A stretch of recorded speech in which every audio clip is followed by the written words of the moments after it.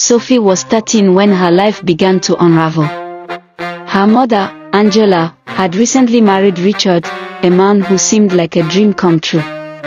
He was kind, generous, and attentive, at least on the surface. After years of struggling as a single mother, Angela was thrilled to finally have stability for her and her daughter. But behind closed doors, Richard was different. His behavior towards Sophie was unsettling. At first, it was subtle, an overly friendly hug, lingering touches on her shoulder, comments that felt uncomfortable. Sophie couldn't explain why these interactions made her uneasy, but she instinctively knew something was wrong. One evening, Richard's actions crossed a boundary that left Sophie feeling frightened and confused. She didn't know how to articulate what had happened, but she knew it wasn't right. Desperate for help, she turned to the one person she thought she could trust, her mother. The mother's denial. "Mom," Sophie said hesitantly one morning, "I need to talk to you about Richard." Angela looked up from her coffee, her face softening. "What's wrong, sweetheart?" Sophie hesitated, her heart pounding. "He is doing things that make me uncomfortable." Angela's smile faltered. "What do you mean?" Sophie tried to explain, but Angela interrupted her. "Richard loves you, Sophie. He's just trying to be close to you. Don't overthink it." "No, Mom," Sophie insisted, tears filling her eyes. "It's not okay. You have to believe me." Angela's expression hardened. "Sophie, do you know how much Richard has done for us? He's been nothing but good to this family. I think you're just imagining things." Sophie's heart sank. Her mother wasn't going to listen. The weight of silence. After that conversation, Sophie felt trapped. Richard continued his inappropriate behavior, emboldened by Angela's unwillingness to confront the issue. Sophie withdrew from everyone around her. She stopped laughing, avoided friends, and spent most of her time locked in her room. At school, her teachers noticed the change. Sophie, once a bright and lively student, now avoided eye contact and struggled to keep up with her work. When asked if something was wrong, she would shake her head and force a weak smile. One day, during lunch, Sophie's art teacher, Ms. Martinez, pulled her aside.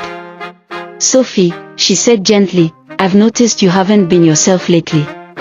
Is there something you'd like to talk about?" Sophie hesitated.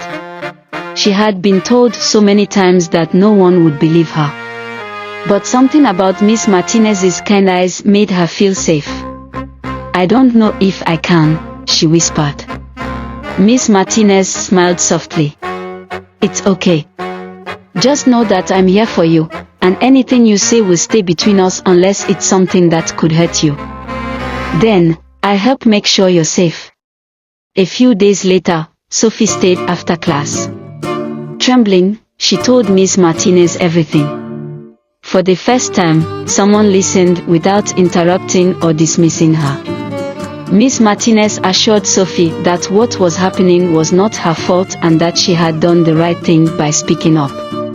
Ms. Martinez reported the situation to Child Protective Services. The authorities launched an investigation, and Sophie was placed in a safe environment away from Richard.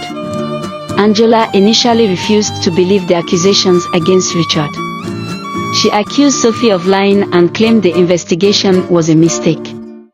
But as more evidence came to light, Angela was forced to confront the truth.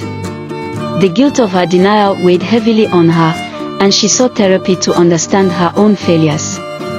Sophie began her own journey of healing with the help of counselors and a supportive foster family.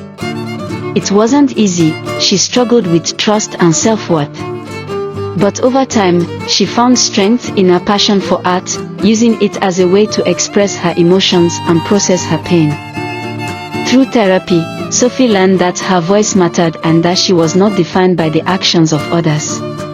She began speaking out about her experiences, advocating for other children who had endured similar situations. Years later, Sophie became a social worker, dedicating her life to protecting vulnerable children and ensuring they had the support she once needed. Her story became a beacon of hope, showing that even in the face of betrayal and silence, it's possible to find light and reclaim one's life. Sophie's experience didn't just shape her life, it propelled her into a mission to make a difference. After finishing high school, she decided to pursue a degree in social work, driven by her desire to help children who were suffering in silence, just as she had once been. In college, Sophie became deeply involved in organizations that focused on child welfare and the prevention of abuse. She interned at agencies that provided counseling and legal support to children and families in crisis. As she learned more about the systems that were supposed to protect children, she felt a strong calling to make sure no child had to endure the same fate she had. Her voice, once muted by fear and shame, was now clear and firm. Sophie began speaking at conferences, sharing her story as a way to raise awareness and encourage others to speak up. Her vulnerability in recounting her trauma helped others find their own courage to break free from silence. Her voice, once muted by fear and shame, was now clear and firm. Sophie began speaking at conferences, sharing her story as a way to raise awareness and encourage others to speak up. Her vulnerability in recounting her trauma helped others find their own courage to break free from silence. One of the most impactful moments in Sophie's life came when she was invited to speak at a national conference on child advocacy. As she stood before a room full of professionals, therapists, social workers, and lawmakers, she shared her story with raw honesty. "I was just a child, alone and afraid," Sophie began. "But I found strength when someone believed in me. I found strength when I chose to speak out, and I found strength in the knowledge that I wasn't the only one. I believe we all have the power to make a difference, to protect the most vulnerable among us."